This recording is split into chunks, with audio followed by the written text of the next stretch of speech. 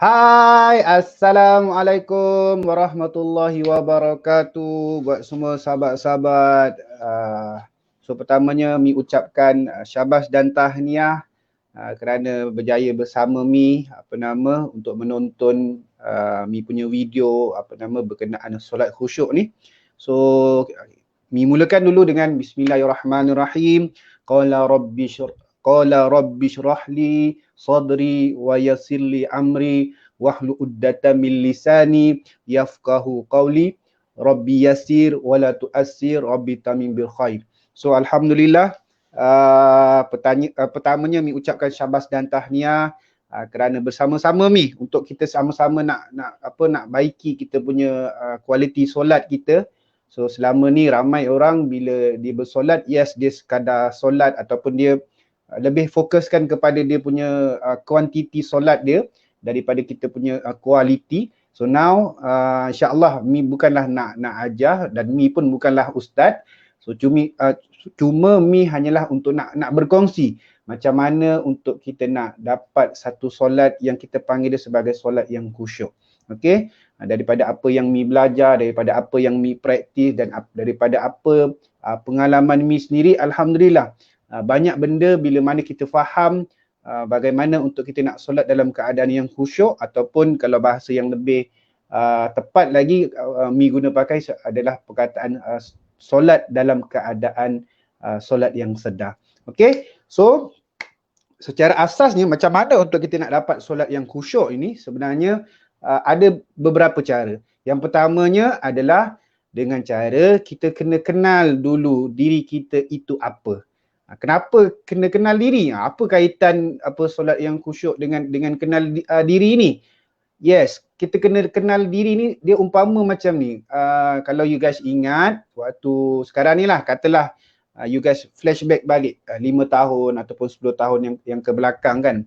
Waktu korang sebelum berkahwin. Maksudnya dengan pasangan korang, agak-agak waktu kita berjumpa pasangan kita ni, yang kita minati ni, agak-agak adakah kita terus jumpa dengan dia dan kita terus ajak dia untuk berkahwin ataupun untuk bernikah dengan dia? Adakah kita tak melalui fasa kenal dia? So biasanya kita akan kenal dulu kita punya pasangan, kita akan tahu nama dia, duduk dekat mana, family-nya macam mana, adik-beradik dia macam mana. So kita perhatikan dia. Kita perhatikan dan kita start kenal. Kita start kenal daripada sekecil-kecil perkara sampailah yes, dia punya keluarga, dia punya latar belakang, kemungkinannya kita kenal, barulah mudah untuk kita nak ambil dia sebagai kita punya pasangan. So begitu juga dalam kita punya solat, untuk kita nak capai solat yang khusyuk, adalah perkara pertama kita kena kenal dulu diri kita. Sebab apa? Sebab diri kita yang solat, diri kita yang akan mengerjakan solat itu. So secara asasnya diri kita ini ada beberapa elemen. So orang rasa bila kita berdiri dekat depan cermin, contoh macam Mi kan, macam Mi berdiri dekat depan cermin, Mi ingat Mi itu adalah satu. Maksudnya Mi nampak Azmi dekat cermin kan. Tapi sebenarnya diri kita ni dia bukanlah satu, dia diwakili oleh beberapa elemen. So secara asasnya ada 3 elemen. Dia sebenarnya banyak lagi, ada 5 ataupun 6 elemen diri kita, tapi yang ini Mi nak kongsikan 3 saja. So apa dia? Yang pertama adalah diri kita ini diwakili oleh elemen yang pertama, iaitu pemikiran kita. Yang pertama pemikiran, yang kedua kita punya jasad ataupun kita punya body ataupun kita punya tubuh badan lah. Dan yang ketiga adalah kita punya ruh. So kita hidup saat ini adalah sebab apa? Sebab kita ada ketiga-tiga elemen ini. Kita ada pemikiran kita ada kita punya tubuh badan kita ataupun jasad kita, dan kita ada kita punya ruh. Okay? So kita nak pergi dulu ketiga-tiga elemen ini. Kita nak kenal dulu apa ketiga-tiga elemen yang Mi sebutkan tadi tu. Okay? So yang pertama adalah berkait dengan pemikiran. So apa itu pemikiran? Apa itu pemikiran? Kalau kita berkawan dengan kawan-kawan kita, ada kawan pemikiran dia macam ni, ada kawan pemikirannya macam ni, ada kawan pemikirannya positif, ada kawan pemikirannya lebih ke arah yang negatif. lebih mudah nak marah, lebih mudah nak keluarkan kata-kata yang tak bagus, yang kesat dan sebagainya. So apa itu pemikiran? So pemikiran ini adalah hasil daripada pengalaman kita. Hasil daripada apa yang kita lalui. So bila kita cerita berkenaan pemikiran ni, dia berkait dengan apa benda yang kita lalui dan apa benda yang kita masukkan ke dalam kita punya pemikiran. Sebagai contoh daripada kita kecil, kita punya latar belakang keluarga kita belajar, kita berkawan dengan kawan-kawan, apa benda yang kita tengok, apa benda yang kita baca. So semua ini dia akan mempengaruhi kita punya pemikiran. So sebab itu setiap orang pemikirannya berbeza-beza. Ada orang macam ni sebutkan tadi, ada orang pemikirannya bagus. Sebab apa? Sebab di sekeliling dia ataupun apa yang dia baca, semua benda dia baca yang bagus-bagus. Dan ada orang dia punya pemikiran yang banyak ke arah yang negatif. Sebab apa? Sebab banyak benda yang dia lihat ataupun yang dia lalui, semua banyak yang negatif-negatif. So bila kita cerita bab pemikiran ni, sebenarnya kita boleh urus macam mana kalau orang itu dalam keadaan pemikiran yang negatif, pemikiran yang yes, kita tengoknya, kita sembang dengan dia 5 minit pun kita dah tahu dah pemikiran dia macam ni. So macam mana untuk kita nak bantu sahabat-sahabat kita yang dalam keadaan pemikiran seperti ini? Yes, dia kena masukkan lagi input-input ataupun apa sahaja dari sudut apa benda yang dia baca, apa benda yang dia tengok, video yang dia tengok dekat Facebook, video yang dia tengok dekat YouTube. So every single thing yang bagus-bagus dia kena masukkan dalam dia punya pemikiran, maka yang negatif-negatif dia akan start. Dia bukan keluar, maksudnya dia akan start berkurang dalam kita punya pemikiran. Dan yang bila yang apa positif ni banyak, dan maka kita akan jadi insan yang positif, insan yang bagus-bagus. So bila kita cerita berkenaan pemikiran, so pemikiran ini adalah hasil daripada pengalaman kita.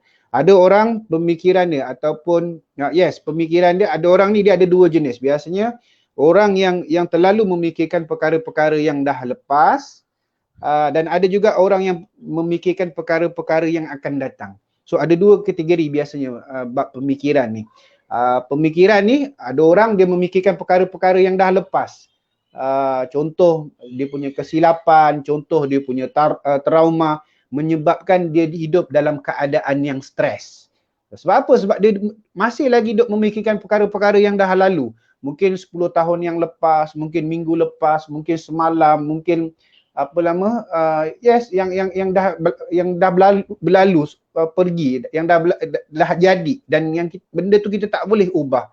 Dan apa lagi, ada orang dia memikirkan perkara-perkara yang belum berlaku, yang di hadapan, menyebabkan dia hidup dalam keadaan yang anxiety ataupun kita panggil dia sebagai bimbang. So pemikiran ini adalah apa yang point yang Min nak kongsikan adalah hasil daripada pengalaman kita. Apa benda yang kita lalui, itulah yang menghasilkan diri kita. Kalau kita tak urus pemikiran kita, maka kita akan nanti Mi akan relatekan apa kaitan pemikiran dan juga solat yang khusyuk ni. Tapi secara asasnya apa yang Mi nak kongsikan untuk permulaan ini adalah bila kita cerita bab pemikiran, dia adalah berkait ataupun dia adalah cerita tentang apa yang kita masukkan ke dalam kita punya pemikiran. Okey, kalau kita hari ini hidup kita penuh dengan trauma, penuh dengan benda-benda yang tak best, so untuk kita switch ataupun untuk kita jadikan kita punya kehidupan yang kehadapan ini jadi lebih bagus, jadi lebih best, kita masukkan benda-benda yang bagus dalam kehidupan kita. Kita baca benda-benda yang bagus, kita kawan dengan circle-circle yang bagus, kita tengok konten-konten dekat internet, dekat YouTube, dekat Facebook yang bagus-bagus. So cerita bab pemikiran ni, dia pemikiran kita ni kita kena jaga seperti baby. Baby ni kalau waktu kita lahir kita jaga sungguh-sungguh kan, sebab dia baby. So pemikiran kita pun sama. Kita kena jaga seperti baby. Bukan semua benda kita boleh absorb dalam hidup ni. Maksudnya kalau kita tengok dekat YouTube ke, dekat Facebook ke, banyak konten-konten yang negatif dan kita tak perlu pun tengok. Okay, so kita kena jaga pemikiran kita. Sebab apa? Sebab semua benda yang kita tengok dia akan mempengaruhi kita punya pemikiran. Okay, so itu yang pertama adalah berkait dengan pemikiran. Okey, yang kedua adalah berkait dengan kita punya jasad. Okey, Mi ulang sedikit. Diri kita ini adalah terhasil daripada beberapa elemen. Elemen yang pertama, pemikiran. So tadi Mi dah kongsikan berkait dengan pemikiran. Now yang kedua adalah berkait dengan jasad kita ataupun tubuh badan kita ataupun body kita. So body kita ini apa? Okey. Body kita ini sebenarnya adalah hasil daripada apa yang kita makan. Kalau yang pemikiran tadi hasil daripada pengalaman kita, hasil apa yang kita masukkan ke dalam kita punya pemikiran kita ini kan, pemikiran kita. Tapi kalau tubuh badan kita ataupun body kita ini adalah hasil daripada apa yang kita makan. Daripada kita kecil sampailah kita meningkat usia, jadi kanak-kanak, jadi dewasa, sampailah kita berumah tangga. So tubuh badan kita hari ini adalah hasil daripada apa yang kita makan. Okay, so kalau kita orangnya yang memang badannya obesity, beratnya berlebihan, then kena tengok balik apa benda yang kita makan selama ini. Sebab semua makanan yang kita makan, semuanya dia akan bagi impact kepada kita punya tahap berat badan dan juga tahap kesihatan kita. So kalau kita makan yang bagus-bagus, kalau kita makan yang sihat-sihat, maka diri kita pun akan jadi sihat. Diri kita pun akan jadi berat badan yang ideal. So, tapi kalau kita makan benda yang tak sihat, yang dead food, yang processed food, yang apa lagi, yang fast food, so semuanya bagi impact kepada kita punya tubuh badan yang menyebabkan seseorang itu boleh terkena pelbagai penyakit ataupun sekurang-kurangnya dia akan jadi orang yang obesity ataupun orang yang beratnya berlebihan daripada yang sepatutnya. Okay, so bila kita cerita bab tubuh badan ini, makanan yang kita makan ni dia bukan bagi impact sahaja kepada kita punya saiz tubuh badan, dia bukan bagi impact sahaja kepada kita punya tahap kesihatan, malah makanan yang kita makan hari ini, saat ini, dia juga bagi impact kepada kita punya emosi. Dia bagi impact kepada kita punya emosi. Sebab itu, kalau you guys perasan, ada orang yang kita kawan, dia memang jenis yang cepat nak marah.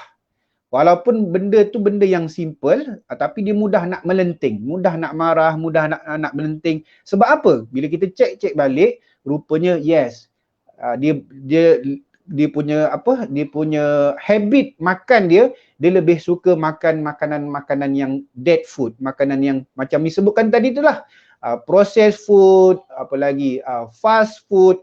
So semua makanan-makanan ini dia bagi impact kepada kita punya emosi. Sebab apa? Sebab emosi ni dia sebenarnya dia berkait dengan kita punya tindak balas kimia yang ada dalam tubuh badan kita. So sebenarnya Allah cipta kita punya body ini penuh dengan hormon, penuh dengan kimia dalam tubuh badan kita ni. So kalau seorang itu dia mudah happy, so sebenarnya dia punya hormon serotonin dia tinggi dalam body dia. So that's why dia mudah happy, dia tak mudah untuk nak marah. Tapi kalau orang yang cepat stres, cepat nak marah, sebab apa? Sebab dia punya hormon kortisol ataupun hormon, hormon kortisol lah sebenarnya. Hormon kortisol dalam body dia tinggi. So macam mana untuk kita nak urus kita punya emosi?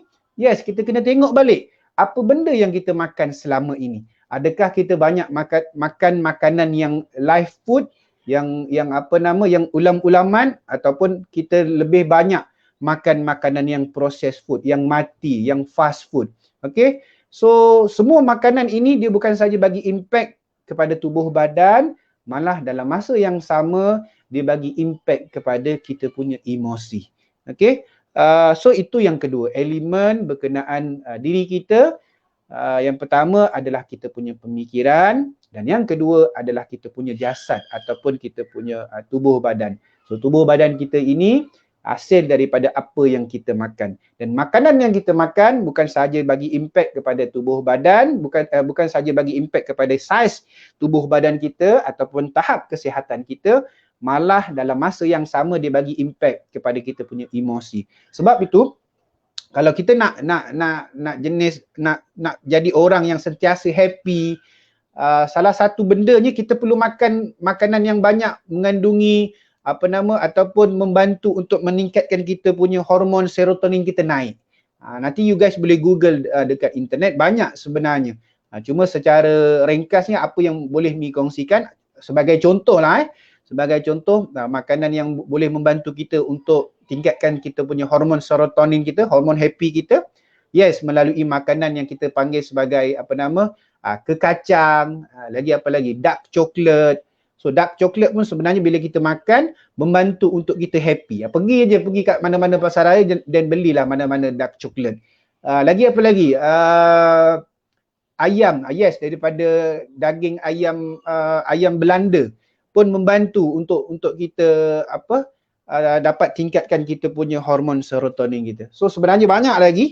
Cuma yang paling pasti makanan-makanan yang processed food, yang fast food, yang banyak bahan-bahan 3P.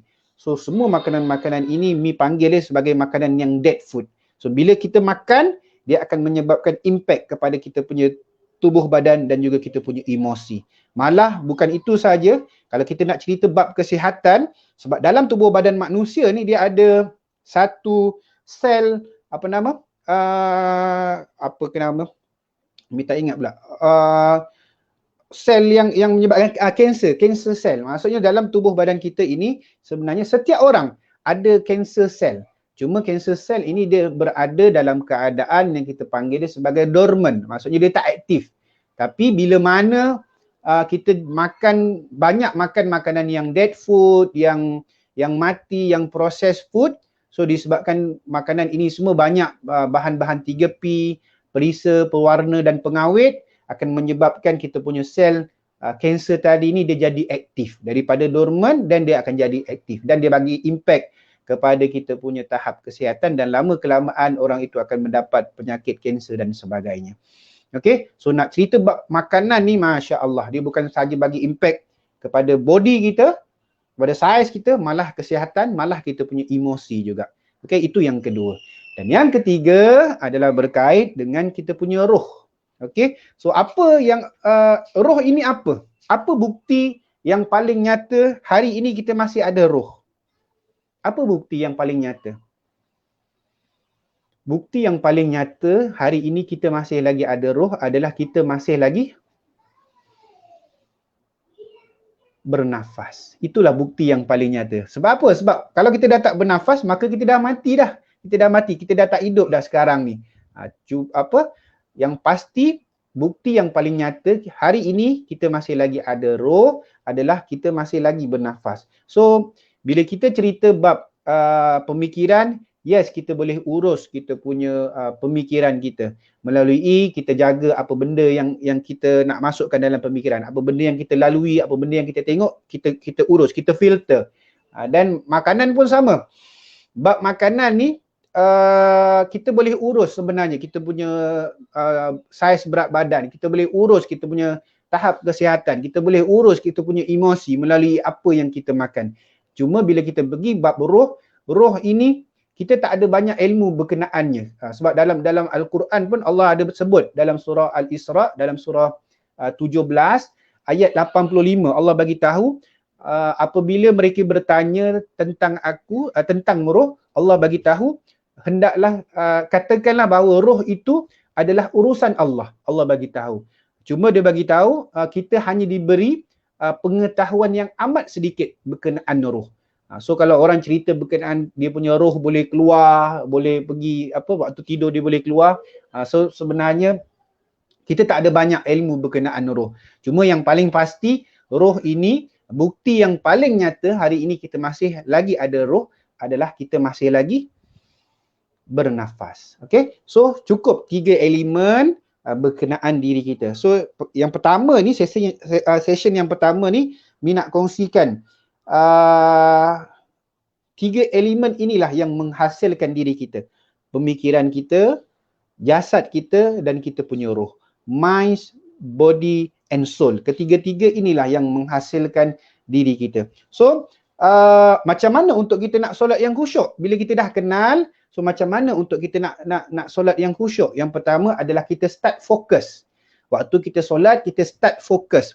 Kita kena sedar apa benda yang kita buat waktu kita solat. Okey, itu yang pertama. Yang pertama kena fokus, dan yang kedua untuk kita dapat solat yang khusyuk ini, kita kena sedar apa benda yang kita buat waktu kita solat. Okey, sebab apa ramai dari kita hari ini solatnya tak khusyuk, termasuk mi juga sebelum ini, sebab kita tak kawal kita punya elemen diri kita, elemen yang ada dalam diri kita. Kita tak kawal kita punya pemikiran kita. Kita tak kawal kita punya body kita ataupun pergerakan dalam solat. Maksudnya kita punya qiyam, and then kita rukuk, and then kita bangun balik, and then kita bersujud. Kita tak sedar kita punya pergerakan tu, kita tak in control. Dia punya bahasa Inggeris, kita tak in control. Dalam setiap pergerakan kita, kita tak kontrol betul-betul. Okey, dan yang paling akhir, kita tak kontrol kita punya pernafasan. Okey, kita tak kontrol. Bila mana kita tak kontrol ketiga-tiga elemen ini, maka kita mudah untuk jadi tak fokus dalam solat. Kita jadi mudah memikirkan banyak perkara waktu kita solat. Okey, so untuk kita untuk kita nak solat yang khusyuk, kita kena bagi tumpuan kepada tiga perkara. Tiga perkara tadi. Kalau bahasa mudahnya 3P lah. P yang pertama, kita bagi tumpuan kepada kita urus kita punya pemikiran kita. Kita urus kita punya pemikiran kita. Kemudian yang kedua, kita urus kita punya pergerakan kita, dan yang ketiga, kita urus kita punya pernafasan kita. So, sebelum Mi nak kongsikan macam mana untuk kita dapat satu tahap solat yang khusyuk dan juga solat yang lebih tepat lagi Mi guna pakai sebagai solat yang sedar, adalah yang pertama kita kena tahu dulu sebenarnya solat yang khusyuk itu apa. Ramai orang dia menganggap solat yang khusyuk itu adalah solat yang waktu dia solat dia hilang. Macam dulu pun waktu belajar dulu pun waktu kecil dulu lah kita rasa solat yang khusyuk ni, kalau Mi lah ikut pengalaman Mi sendiri, kita rasa solat yang khusyuk ini waktu kita solat tu kita hilang dekat dunia. Tapi sebenarnya solat yang khusyuk ini bukanlah kita solat tu kita hilang, bukan. Sebenarnya solat yang khusyuk ini kalau kita tengok daripada hadis, baginda Nabi kita pernah bagi tahu bila kita terjumpa waktu kita solat, bila kita terjumpa ataupun ternampak dua binatang yang berwarna hitam, iaitu ular dan juga kalajengking, so kita dikehendaki untuk bunuh binatang tersebut. So itu menunjukkan apa? Itu menunjukkan waktu kita solat kita sedar. Kita sedar apa benda yang kita buat waktu kita solat. Tapi kalau kita tak sedar, maka kita tak akan nampak dua ekor binatang hitam tu. Kita tak akan nampak kalajengking, kita tak akan nampak ular. So mana mungkin untuk kita nak bunuh binatang tersebut. So sebenarnya waktu kita solat, kita sedar apa benda yang kita buat, apa yang kita baca, apa pergerakan yang kita buat waktu dalam solat itu kita sedar. Okey? So itulah yang kita panggil dia sebagai solat yang khusyuk ataupun solat yang sedar. So sebelum Mi nak mengakhiri kita punya sesi ni, Mi nak berkongsi sedikit macam mana kaedah supaya bila yang pertama tadi kita dah kenal elemen diri kita dan kita dah kenal secara asasnya solat khusyuk itu macam mana ataupun solat sedar itu macam mana. So Mi nak tunjuk sedikit demo supaya you guys semua lebih nampak bagaimana stepnya. Okay? So secara asasnya, perkara pertama yang Mi nak kongsikan adalah bila kita nak bersolat, kita start dengan kita berdoa dulu. So kalau Mi punya cara ataupun Mi punya praktis, yang ini kalau nak buat boleh, tak nak buat pun tak apa tak ada masalah. Sebab apa yang Mi nak kongsikan ni adalah untuk kita nak capai solat yang khusyuk, bukanlah untuk nak bagi tahu solat ni sah ataupun tak. Yang ni just perkongsian daripada Mi sendiri, hasil daripada apa yang Mi praktis dan hasil daripada apa yang Mi dapat. So perkara pertama sebelum Mi bersolat adalah Mi akan letak tangan dekat kita punya jantung ni, dekat kita punya hati.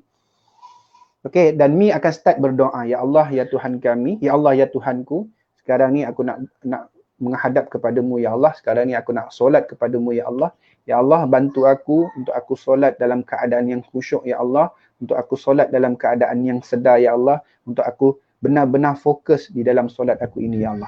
So perkara pertama yang Mi akan mulakan sebelum Mi bersolat adalah Mi akan bermula dengan kita doa dengan Allah. Kita minta dengan Allah supaya apa? Supaya dia bantu untuk kita dapat solat yang khusyuk. Okey, itu yang pertama. Okey, yang kedua, waktu kita solat, perkara yang kedua untuk kita perlu buat ataupun untuk kita perlu urus sebelum kita nak solat, segala apa jua masalah yang kita sedang hadapi, tak kisahlah daripada sekecil-kecil perkara sehinggalah sebesar-besar perkara, kita letak tepi semua masalah yang kita hadapi waktu kita solat. Okey, maksudnya apa? Ramai orang bila dia bersolat, dia masih lagi duk memikirkan perkara-perkara yang ke belakang ataupun perkara-perkara yang dah lepas ataupun perkara-perkara yang mungkin dia ada buat kesilapan menyebabkan dia stres, menyebabkan dia rasa tak best, rasa murung, rasa benda-benda yang tak best. Okay, so macam mana untuk kita nak urus? Pertama, you guys kena ada satu pemikiran bahawa segala perkara yang dah lepas, dah pun berlaku. Kita tak boleh sama sekali untuk ubah perkara-perkara yang lepas. Ataupun kalau bahasa Inggeris dia, kita sebut sebagai apa? Kita sebut sebagai damage is done. Kalau kita dah ada buat kesilapan, damage is done. Kita dah tak boleh dah nak ubah. So, perkara yang dah lepas ni kita dah tak perlu lagi dah duk memikirkan sampai menyebabkan dia bagi impact kepada kita punya kehidupan. Tak perlu. Okay. Yang paling penting kita just fokus saat ini, saat yang kita hidup saat ini.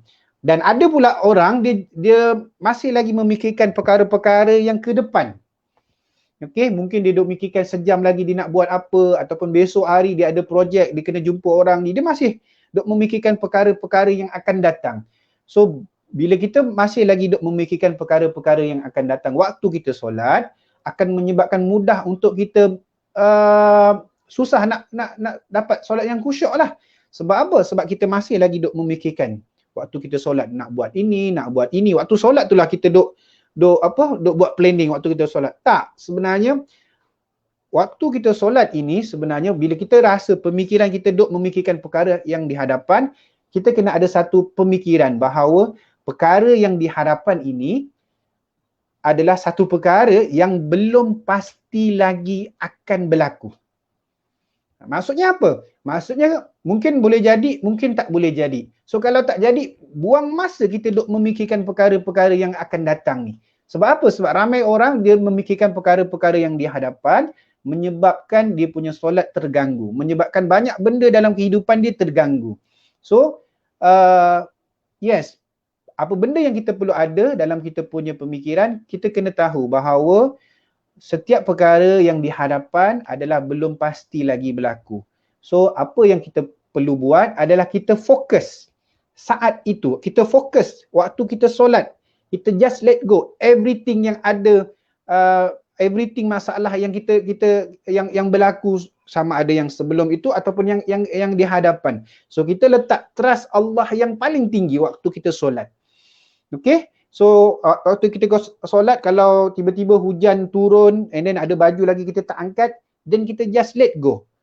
Semua kita just fokus kepada kita punya solat, kepada kita punya bacaan dan juga kita punya pergerakan. Okey, itu yang kedua. Yang pertama tadi Mi bagi tahu kita kena start bermula dengan kita berdoa waktu kita solat. Okey, dan yang kedua adalah kita urus kita punya pemikiran. Dengan cara apa? Dengan cara yang pertama, kita kena ada satu mindset bahawa perkara-perkara yang dah lepas dah pun berlaku, kita tak boleh sama sekali untuk nak ubah. Damage is done. Yang paling penting just fokus saat itu apa benda yang kita buat. Kalau kita solat, then kita fokus kepada kita punya solat. Dan yang kedua, pemikiran yang kedua yang perlu kita ada, kalau kita masih lagi duk memikirkan perkara-perkara yang akan datang, so perkara-perkara yang di hadapan ini adalah satu perkara yang belum pasti lagi berlaku. So entah-entah selepas kita solat, lagi 1 minit, lagi 5 minit, kita pun dah meninggal ataupun kita pun dah mati. So, buang masa kita duk memikirkan perkara-perkara yang kehadapan yang belum pasti lagi berlaku. Yang paling penting, kita just fokus buat apa benda yang kita buat saat ini. Okay? Kalau kita tengah solat, kita fokus buat kita punya solat itu untuk capai solat yang khusyuk. Okey, itu yang kedua. Dan yang ketiga, macam mana untuk kita dapat solat yang khusyuk ini adalah kita fokuskan kepada kita punya pernafasan dan kita punya bacaan. The moment kita urus ataupun kita fokuskan kita punya pernafasan waktu kita solat dan bacaan apa yang kita baca, the moment juga automatik kita akan jadi tenang. Okey? Sebab apa? Sebab dalam surah Al-Muzammil Allah bagi tahu, ada dalam surah 73 ayat 4 Allah bagi tahu, warattilal Quran nartartila. Bacalah Al-Quran dengan tartil. So tartil ini apa? Tartil ini kalau bahasa orang putihnya kita baca secara step by step, satu per satu. Okey, ramai orang kalau solat, termasuk Mi juga sebelum ini, Mi tunjukkan demo lah. Contoh kalau kita rukuk, katalah rukuk. Rukuk biasanya kebanyakan yang kita praktis sebelum ini, kita akan baca bacaan rukuk tadi ni dengan kadar yang laju ataupun dengan kadar yang cepat. Contohnya Subhana rabbiyal azimi wa bihamdi, subhana rabbiyal azimi wa bihamdi, subhana rabbiyal azimi wa bihamdi. Dengan satu nafas selesai. Tapi untuk kita nak capai solat yang khusyuk, kita baca secara satu persatu. Contohnya macam mana? Subhana rabbiyal azimi wa bihamdi. Tarik nafas. Subhana rabbiyal azimi wa bihamdi. Subhana rabbiyal azimi wa bihamdi. Dah relax, tarik nafas sekali lagi. Baru naik. Allahu Akbar. Dah berdiri, tarik nafas. Baru turun. Allahu Akbar. Kat sujud pun sama. Subhana rabbiyal a'la wa bihamdi. Relax. Subhana rabbiyal a'la wa bihamdi. Maksudnya apa? Kita baca secara satu persatu. So you guys nak baca laju-laju, nak pergi mana? Contoh kita baca Al-Fatihah pun sama juga. Kalau Mi sebelum ini kita praktis, kita baca dengan kadar yang laju. Bismillahirrahmanirrahim. Alhamdulillahirabbil alamin, arrahmanirrahim, maliki yaumiddin. So bila kita baca dalam keadaan yang laju, so kita susah untuk kita kontrol. Dia umpama ibarat macam ni lah. Kalau analogi ni kenapa kita perlu baca dengan kadar yang satu persatu. Yang pertama, yes, daripada Al-Quran sendiri Allah bagi tahu kita kena baca dalam keadaan yang tartil secara satu persatu. Yang kedua, analogi supaya mudah untuk you guys faham kenapa kita perlu baca satu persatu ni. Dia ibarat macam ni. Kalau kita ada kereta dan kereta kita ni kita bawa dekat jalan kan. So kereta ni katalah kita bawa dengan had laju ataupun dengan dia punya kelajuan 100 km sejam. Okey? Dan tiba-tiba ada satu sempang yang kita nak masuk dekat depan. Katalah sempang ni kita nak belok ke kanan. Okey, nak belok ke kanan. So agak-agak dalam keadaan kelajuan kereta yang kita bawa 100 km sejam ni, tiba-tiba bila ada sempang, adakah mudah untuk kita nak masuk sempang ini dengan kelajuan 100 km sejam? Adakah mudah? Dengan bawa 100 km sejam, pom, terus belok ke kanan. Kan? Adakah mudah? Pastinya payah kan? Silap hari bulan, bukan silap hari bulan, confirm. Dengan 100 km sejam, tiba-tiba nak belok kanan, confirm kereta ni akan terbalik. Sebab apa? Sebab kita susah nak kontrol kereta tu. Sebab dalam keadaan yang laju.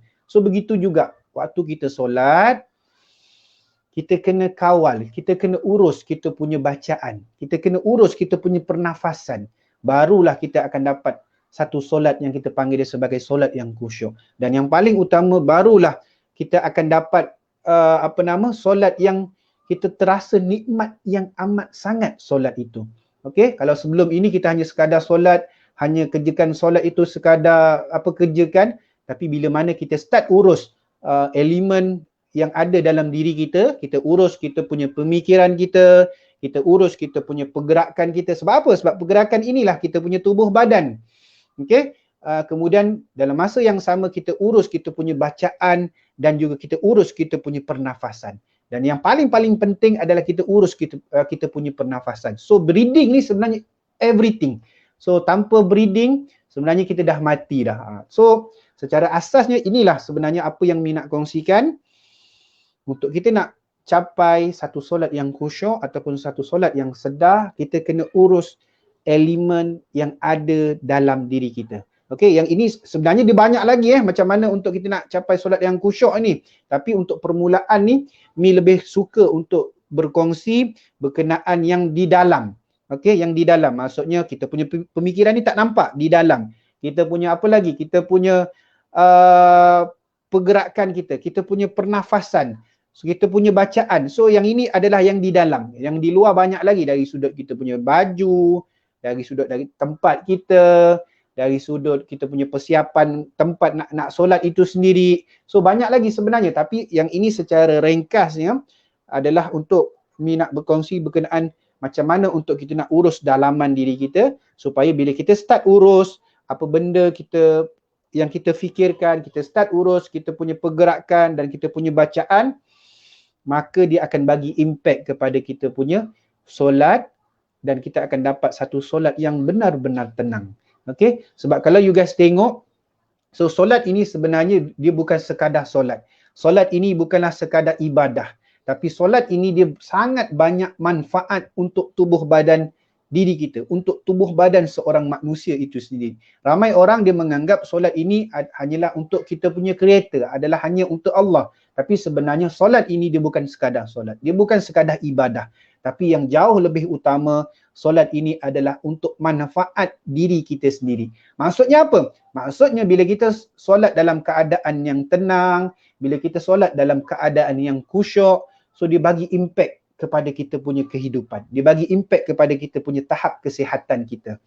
Orang yang non-Muslim, kalau you guys perasan, apa kaedah yang diorang buat untuk diorang dapat kehidupan yang tenang? Apa diorang akan buat? Diorang akan praktis yang kita panggil dia sebagai meditation. Diorang akan praktis, akan buat yoga dan macam-macam lagi kaedah yang diorang buat untuk capai satu state kehidupan yang tenang. Tapi dalam Islam, Allah dah ajar siap-siap melalui solat.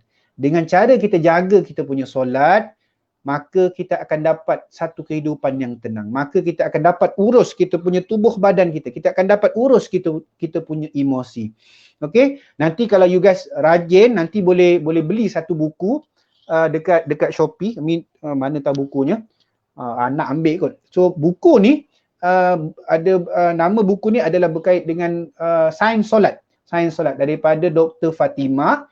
So dia buat kajian berkenaan solat. Apa manfaat solat dari sudut sains kepada tubuh badan manusia. So banyak sebenarnya. Antara benda yang suka untuk Mi nak kongsikan sebelum Mi nak akhirkan sesi video ini adalah bila mana kita solat, rukuk contoh rukuk.